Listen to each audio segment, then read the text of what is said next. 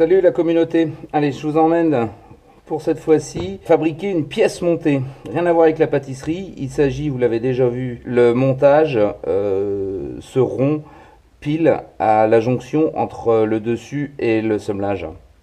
C'est assez classique, c'est un endroit d'effort particulièrement intense et en plus de ça c'est pile à la zone d'articulation.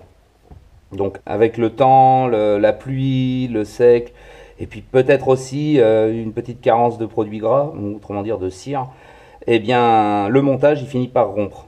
Alors pour réparer ça, le plus difficile, j'allais dire, ou en tout cas là où il faut mettre le plus d'attention, c'est pour démonter la semelle, parce que fréquemment, quand le montage rompt, je vous dis, c'est à cause d'une succession d'efforts, mais également parfois le montage, la matière, la peau, à cet endroit-là est particulièrement fragile.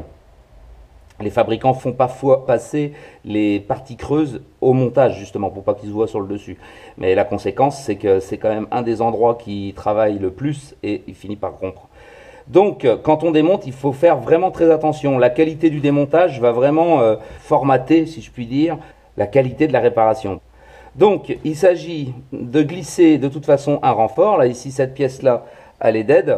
Donc, ce morceau, tac, tac, on le supprime. Et l'intention va être de glisser une pièce entre le dessus et la doublure, de venir tout coudre et ensuite de remonter. Donc, je vais terminer de démonter, préparer ma pièce, la mettre en place et la coudre. Voilà, vous voyez, on va la glisser là, ici. Allez, je vais chercher une pièce. Donc voilà, dans le choix de la pièce, l'idéal c'est de retrouver à peu près la même matière. Donc là, il s'agit de veau. Comme c'est un endroit qui subit quand même pas mal d'efforts, on va éviter de mettre une partie trop creuse, mettre une partie un peu ronde, un peu ferme. Moi au niveau de la force, en tout cas, je suis bien trop épais. Donc du coup, je vais tailler ma pièce, la refendre. Et puis ensuite, la couleur. Eh bien, il faut essayer de trouver quelque chose qui s'accorde. Mais enfin, quand on doit trouver la nature de la peau, sa texture, plus sa couleur, enfin 3 éléments, c'est difficile d'avoir absolument tout. Donc déjà, essayons de se rapprocher le maximum. Là, c'est du côté interne, ça ne devrait pas trop se voir. Donc bon, la couleur est un peu plus claire et puis après, j'optimiserai avec le crémage.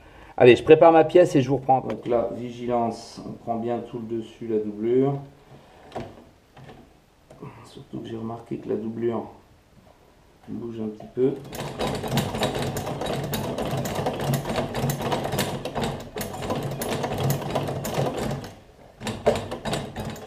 Voilà, la pièce est cousue.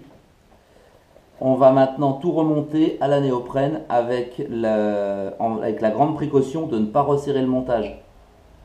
Et pour s'assurer qu'on ne resserre pas le montage, on va se servir justement de la semelle comme guide. Voilà, donc là, je prends la colle polychlorophrène, autrement appelée colle néoprène, pour ressouder tout le montage.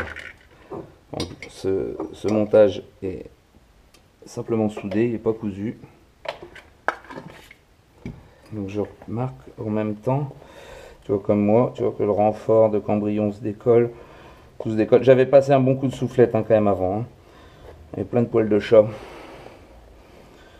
Allez, dans l'ordre, on va d'abord recoller ça, glisser un peu de colle. Il faut faire attention aussi, parce que comme l'autre chaussure elle n'a pas été démontée, remontée, le fait de tout recoller va rigidifier un peu la chaussure. Donc les premières impressions quand elle va marcher avec, ça va être que son pied droit, sa chaussure droite est plus raide, plus dure que la chaussure gauche. Donc c'est à prendre en compte aussi.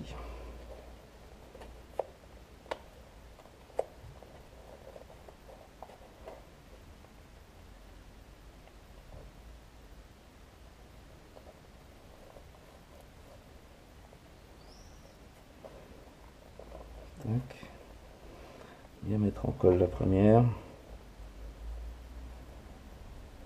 Il m'arrive parfois, quand c'est du cuir en tout cas, ici de la fixer quoi.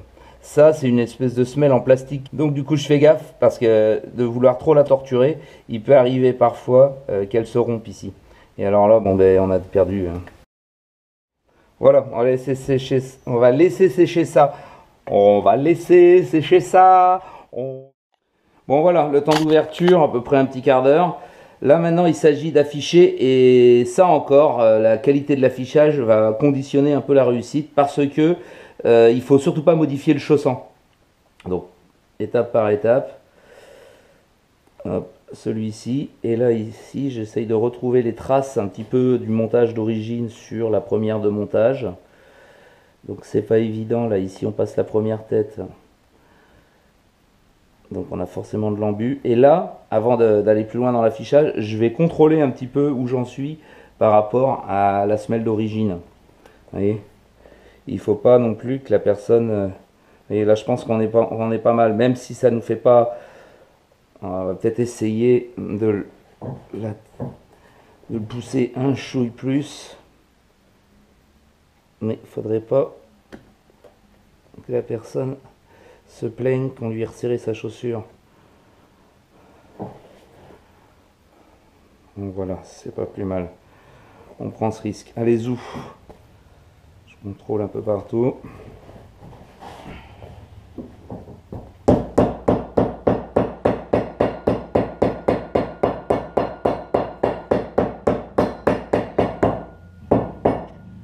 Voilà, donc là maintenant, il n'y a plus qu'à nettoyer et puis ressouder la semelle. C'est une semelle plastique, donc je vais utiliser une vinicole. Voilà, un léger cardage. Ça, je vais le faire soit à la poncette de 60, soit avec cet outil là sur le banc. Et puis, rien d'extraordinaire. Bon, bah écoutez, j'espère que ça vous aura été utile. À une prochaine. Salut!